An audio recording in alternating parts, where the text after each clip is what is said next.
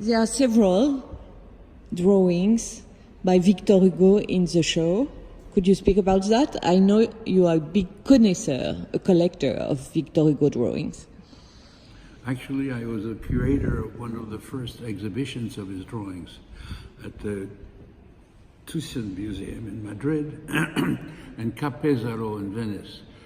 The idea that Hugo had a hobby, sort of Sunday painter's hobby, is completely false. In fact, he was, like most great artists, a complete schizo. There were several Victor Hugos, like several Kafkas, several Artauds, several Michauds. So it's not the great romantic academic writer Hugo that paints on Sundays. It's not that at all. There are several Hugos, and one of them was a very great and important experimentator. And he invented abstract expressionism in 1855-56 when he lived in exile in Guernsey, 1 century before the New York School. What I mean by that is, as we say in French, la peinture gestuelle, you know, expressionistic world of informal images. He invented that for a very simple reason. He didn't know how to paint.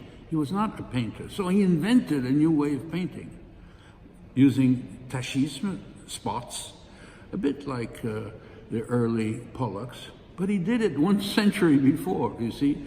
So it's not a hobby, it's not a Girondin, it's another man, another universe, another way of thinking about how to produce images.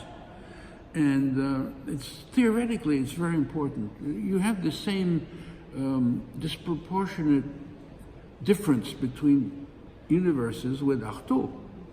The drawings of Artaud, of which we have 2 in this exhibition, it's not at all an illustration of his writings.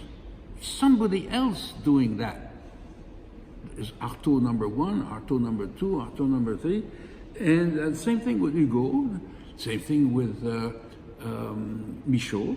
You know, Michaud's drawings are not an illustration of his writings, which is not the case, for instance, of William Blake. When William Blake...